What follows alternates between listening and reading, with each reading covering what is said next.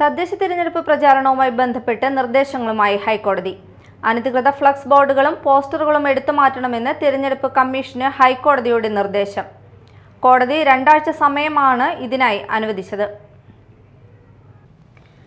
തദ്ദേശ തിരഞ്ഞെടുപ്പ് പ്രചാരണവുമായി ബന്ധപ്പെട്ട് നിർദ്ദേശങ്ങളുമായി ഹൈക്കോടതി.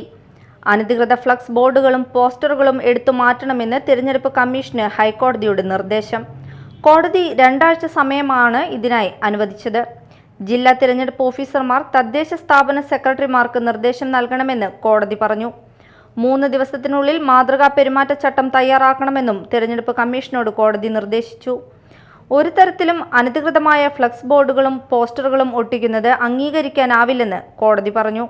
രാഷ്ട്രീയ പാർട്ടികൾ വിഷയത്തിൽ കുറച്ചുകൂടി ഗൗരവം പുലർത്തണമെന്നാണ് ജസ്റ്റിസ് ദേവൻ രാമചന്ദ്രന്റെ ബെഞ്ച് വ്യക്തമാക്കിയിരിക്കുന്നത്. Media time, Kochi.